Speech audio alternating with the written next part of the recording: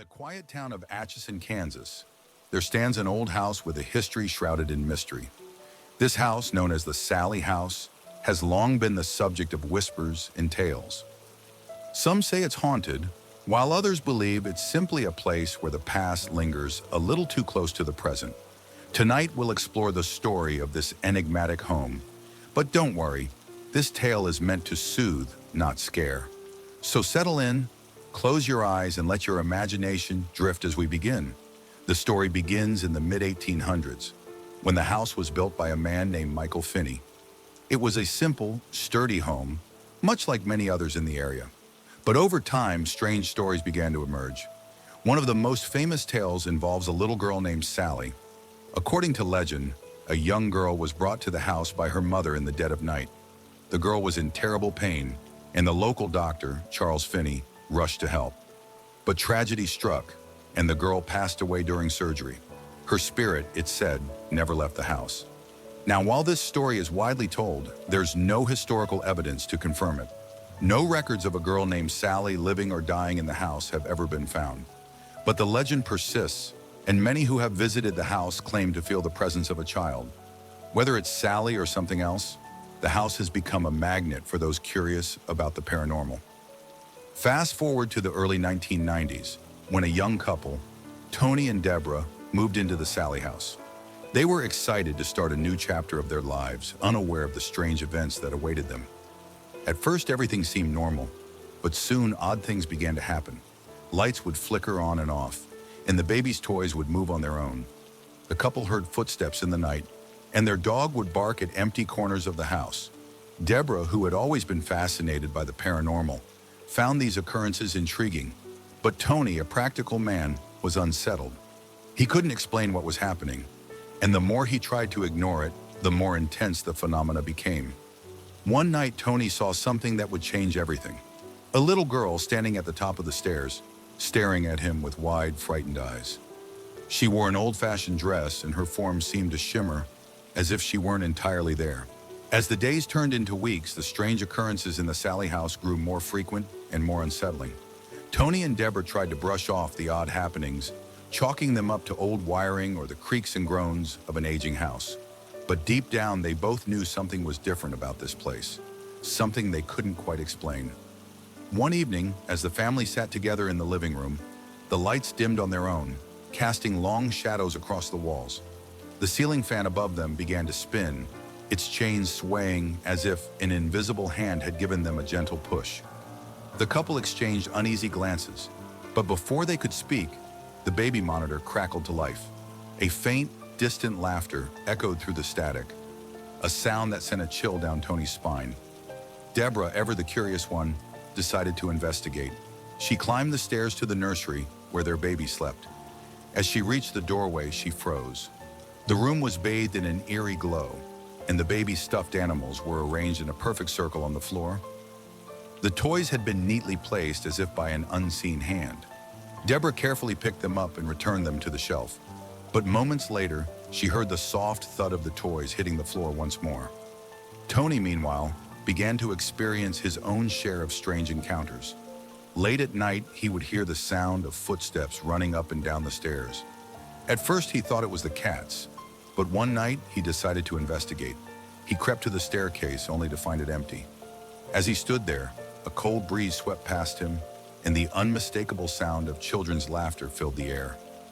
Tony felt a wave of unease wash over him, but he shook it off, determined not to let his imagination get the best of him. But the house had other plans. One afternoon, Tony was taking a nap when he suddenly sat bolt upright, his eyes wide and unfocused.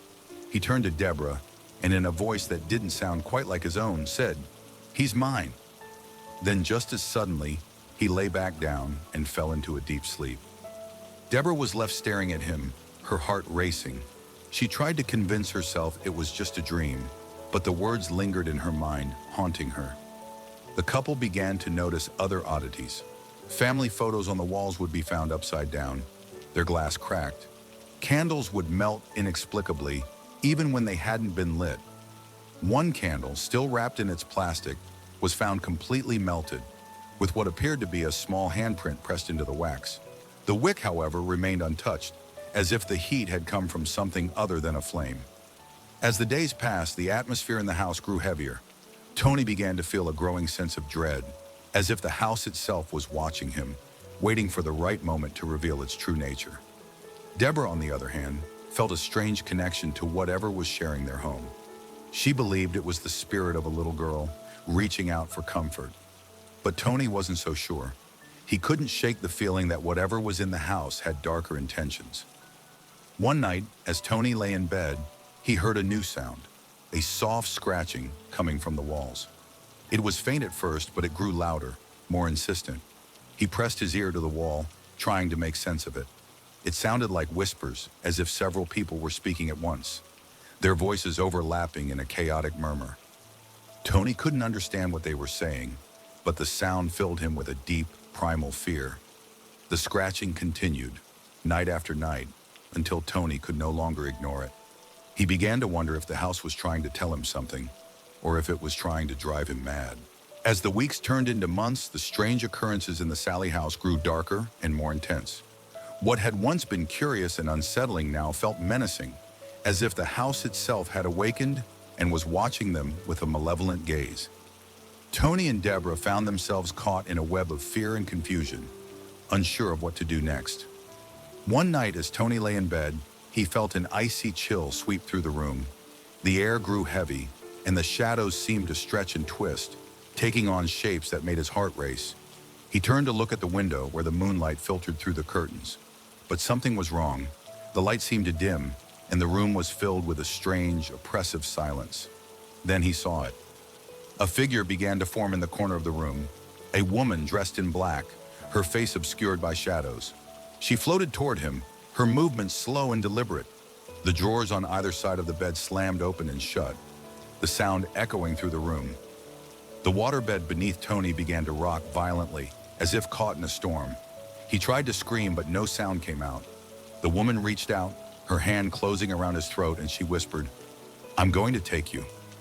Just as suddenly as she appeared, the woman vanished, replaced by the sight of a large black bird that swooped through the room before disappearing into the darkness. Tony sat up, gasping for air, his body drenched in sweat.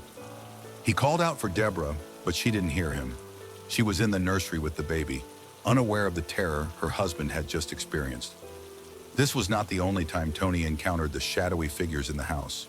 On another night, he saw the little girl again, the one he had seen at the top of the stairs. She stood at the foot of his bed, her eyes wide and pleading. But as he watched, her face began to change. Her features twisted, and her body contorted into something grotesque. She let out a low growl, and her form shifted into that of a hunched, animal-like creature, its flesh melting and writhing with worms.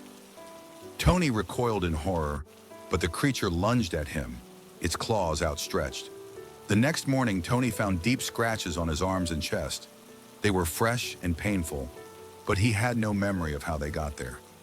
Deborah, too, began to notice strange marks on her husband's body, scratches that appeared out of nowhere, sometimes accompanied by welts or bruises. It was as if the house itself was attacking him. The couple decided to reach out for help. They contacted a team of paranormal investigators who were eager to explore the Sallie house. The investigators set up cameras and recording equipment, hoping to capture evidence of the strange phenomena. But as soon as they arrived, the activity in the house seemed to intensify. The investigators witnessed objects moving on their own, heard disembodied voices, and even captured footage of scratches appearing on Tony's body in real time. One of the most chilling moments came when a psychic medium visited the house. She claimed to sense the presence of a little girl named Sallie, who she said was trying to communicate with the family. The medium described the girl as lonely and desperate for attention, but Tony couldn't shake the feeling that there was something darker at play. He felt as though the house was trying to manipulate them, using the image of a child to mask its true intentions. Despite the growing fear, Deborah felt a strange connection to the spirit. She believed that Sallie was trying to protect their baby, and she even began to feel a maternal instinct toward the ghostly presence. But Tony's experiences were far more sinister. He began to hear voices in his head, whispering terrible things, urging him to harm Deborah, to destroy the things he loved. The voices grew louder and more insistent, filling him with a dark, uncontrollable rage. One morning, Tony woke up with a sense of dread hanging over him. He went into the kitchen, where he found their pet cat sitting on the counter. As he reached for a glass of water, he felt a sudden, overwhelming urge to harm the animal. He blacked out, and when he came to, he found the cat pinned to the counter with a knife. Tony was horrified. He had no memory of what he had done, but the evidence was undeniable. The incident shook Tony to his core. He knew he had to get out of the house before something even worse happened. But Deborah was reluctant to leave. She was still fascinated by the paranormal activity and believed they could find a way to coexist with the spirits. Tony, however, was convinced that the house was changing him, turning him into someone he didn't recognize. The tension between them grew, and the house seemed to feed on it. The shadows grew darker, the whispers louder, and the scratches deeper. Tony knew they couldn't stay much longer, but leaving the Sallie house would not be easy, not when the house itself seemed determined to keep them there. The Sallie house had become a prison for Tony and Deborah. The once peaceful home was now a place of constant fear and unease. The shadows seemed to move on their own. The whispers grew louder, and the scratches on Tony's body became more frequent and severe. It was as if the house was feeding off their fear, growing stronger with each passing day. One evening, as Tony sat alone in the living room, he felt a sudden, overwhelming sense of dread. The air grew heavy, and the room seemed to darken. Even though the lights were on, he heard a soft, rhythmic tapping coming from the walls, like fingers drumming against the wood. The sound grew louder, more insistent, until it felt as though the house itself was alive, pulsing with a malevolent energy. Tony tried to ignore it, but the tapping turned into scratching, and then into a low, guttural growl. He felt a cold breath on the back of his neck, and he spun around only to find the room empty. But the feeling of being watched never left him. It was as if the house was closing in, tightening its grip on him. The breaking point came one night when Tony was alone in the house. Deborah had taken the baby to visit her sister, and Tony had stayed behind to catch up on some work. As he sat at the kitchen table, he heard a loud crash from upstairs. He froze, his heart pounding in his chest. The sound was unmistakable. It was the sound of something heavy being thrown against the wall. Tony grabbed a flashlight and slowly made his way up the stairs, his footsteps echoing in the silence. When he reached the top, he saw that the door to the nursery was wide open. The room was in disarray. The crib had been overturned, and the baby's toys were scattered across the floor. But what caught Tony's attention was the message scrawled across the wall in jagged, uneven letters. "Get out." Tony felt a surge of panic. He knew he had to leave the house, but as he turned to go, he felt a powerful force slam into him, throwing him against the banister. He struggled to keep his balance, but the force was too strong. He felt himself being lifted off the ground, as if an invisible hand was trying to push him over the edge. In that moment, Tony knew he was fighting for his life. He grabbed onto the banister with all his strength, his knuckles white as he clung to the railing. The force seemed to grow stronger, and Tony felt his grip slipping. Just as he thought he was about to fall, the pressure suddenly released, and he collapsed onto the floor, gasping for air. When Deborah returned home, she found Tony sitting on the stairs, his face pale and his hands trembling. He told her what had happened, and for the first time, Deborah saw the fear in his eyes. She realized that the house was no longer just a place of curiosity. It was a danger to their family. The couple made the difficult decision to leave the Sallie house. They packed their belongings and moved out within weeks, leaving behind the shadows and whispers that had haunted them for so long. But even as they drove away, Tony couldn't shake the feeling that the house wasn't done with them. In the years that followed, the Sallie house continued to draw the attention of paranormal investigators and curious visitors. Many reported experiencing strange phenomena, objects moving on their own, disembodied voices, and even physical attacks. Some claimed to see the figure of a little girl, while others encountered shadowy figures or felt an overwhelming sense of dread. Tony and Deborah tried to move on with their lives, but the memories of their time in the Sallie house stayed with them. Tony often wondered if the house had changed him in some way, if the darkness he had felt there had left a permanent mark on his soul. Deborah, on the other hand, remained fascinated by the paranormal, though she never forgot the fear they had experienced. the Sallie House remains one of the most infamous haunted locations in America, a place where the line between the living and the dead seems to blur. But for Tony and Deborah, it was a chapter of their lives they were eager to close. Though Tony and Deborah left the Sallie House behind, its shadow lingered in their lives. The memories of their time there were like faint echoes, always present, always reminding them of the darkness they had encountered. But as the years passed, they found solace in the fact that they had escaped, that they had chosen to leave before the house could claim any more of their peace. The Sallie House, however, remained. It stood as it always had, a silent sentinel on North 2nd Street in Atchison, Kansas. Its walls, weathered by time, seemed to hold secrets that no one could fully understand. The house continued to attract those who were curious about the paranormal, and it became a destination for ghost hunters, investigators, and thrill seekers from around the world. Many who entered the house reported strange occurrences, objects moving on their own, cold spots, and the sound of children's laughter echoing through empty rooms. Some claimed to see the figure of a little girl, her face pale and her eyes wide with fear. Others spoke of shadowy figures that seemed to watch them from the corners of the room, their presence filling the air with an oppressive weight. One of the most chilling accounts came from a woman who moved into the house after Tony and Deborah left. She lived there for a short time before the landlord was called to inspect the property.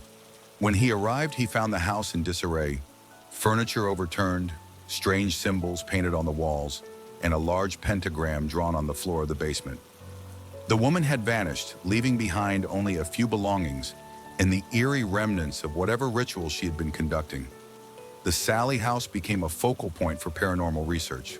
Television shows like Ghost Adventures and podcasts like Astonishing Legends visited the property, documenting their experiences and attempting to uncover the truth behind the haunting. Many of these investigations captured compelling evidence: voices on audio recordings, unexplained scratches, and even sightings of apparitions.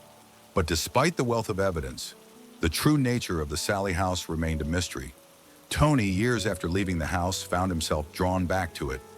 He couldn't explain why, but he felt a strange pull, as if the house was calling to him. He returned with a team of investigators, hoping to find closure. But as soon as he stepped inside, the familiar sense of dread washed over him. The house hadn't changed. It was still the same place of darkness and fear he remembered. During the investigation, Tony experienced some of the most violent encounters of his life. He was scratched, pushed, and even bitten by an unseen force. The investigators captured footage of welts appearing on his body in real time, and they recorded voices that seemed to taunt him. Tony realized that the house hadn't forgotten him. It was as if it had been waiting for his return. But this time, Tony was prepared. He confronted the house, speaking directly to whatever presence lingered within its walls. He told it that he wasn't afraid anymore, that it no longer had power over him. And as he spoke, the activity in the house seemed to subside. The shadows retreated, the whispers faded, and the air grew lighter. Tony left the Sallie House that night with a sense of closure. He knew he would never fully understand what had happened to him and Deborah during their time there, but he also knew that he had faced his fears and come out stronger. The house, with all its mysteries and darkness, no longer held any power over him.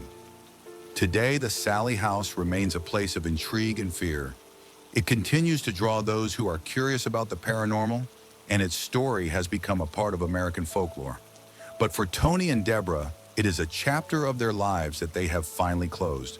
They have moved on, finding peace in the knowledge that they escaped the darkness and reclaimed their lives. And so, as we come to the end of our tale, let the story of the Sallie House remind you that even in the face of the unknown, there is always hope. The shadows may linger, but they cannot extinguish the light.